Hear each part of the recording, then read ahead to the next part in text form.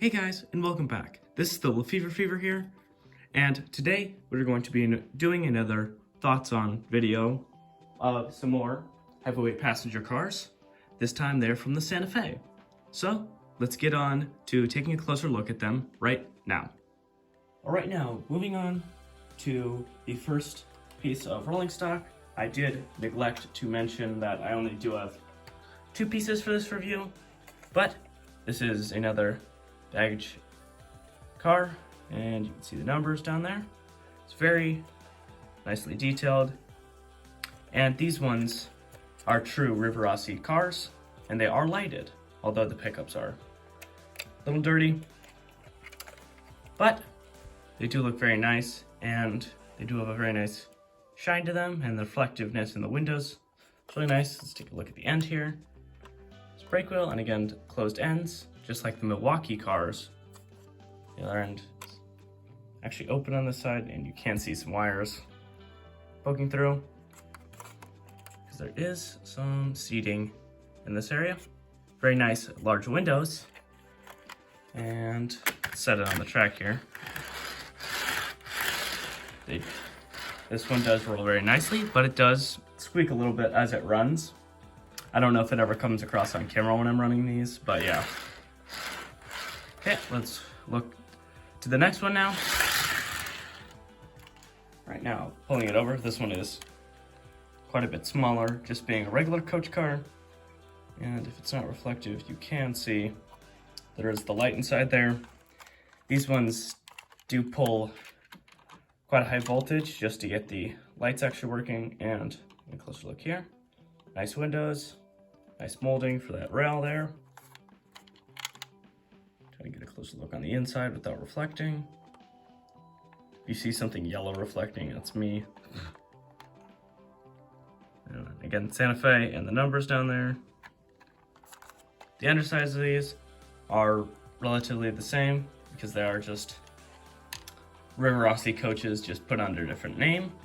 The other end is just the same. This one does have a few scratches on the roof, for instance over here, and the light does bleed through a little bit, and that was transiting them home to go into a train show, and picked up both of these for $10. Right now, this one seems to be just as free rolling. All right, now before we get the train moving, I would like you guys to see the lights on the inside, and putting it at about 9 volts. This is how bright they get, but it can, if you turn it all the way up, it does turn a little bit into an oven inside there, which I do find a little bit funny. But let's turn these off and let's actually get the locomotive hooked up now. All right, now I would like to mention before I get these cars off moving again, I was going to use my Tyco switcher for this, but then first of all, it has horn nut couplers compared to knuckle couplers. And also, the coaches draw so much power that this guy was constantly stuttering and he wasn't running properly. So I am just going to pull in the old reliable. It's not that old, but it's very reliable. The GG1 to pull this train, and let's set it off.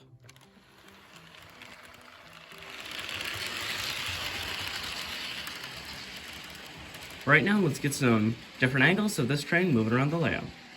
I do have to mention it is a little hard to see the lighting because this train does come around the tracks.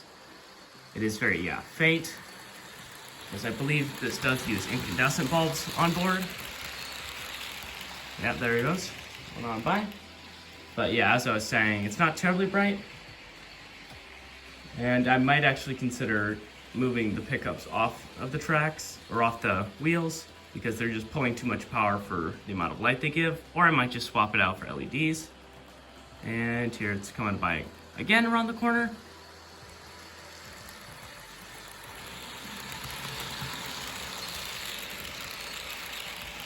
All right, now let's get one more angle and then we're gonna sum up this video.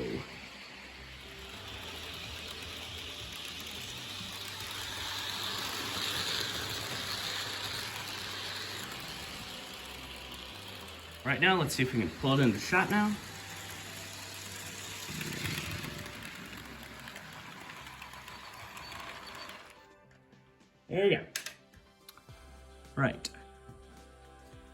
and our camera down. And for my overall thoughts on these cars, they're very nice and very highly detailed with all the riveting work and things such as that. They do have very nice printing, and for $10, the condition I picked them up in, they seem to be fairly nice, and when I got them, they weren't dusty or dirty. I would recommend these cars if you wanted to get any for a similar price. Maybe the most I'd pay for these is probably $15.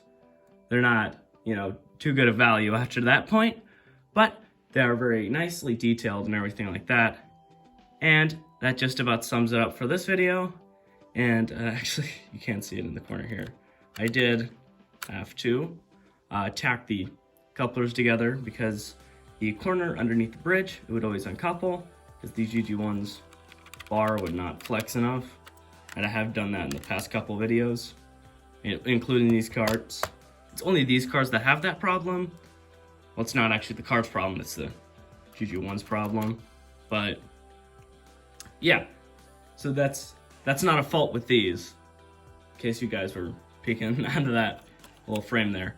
But I'd like to thank you guys so much for watching. Please consider liking, commenting, and subscribing, and telling me your thoughts about these. I would like to know, what you guys think about these. And I'll see you guys next time. Bye-bye!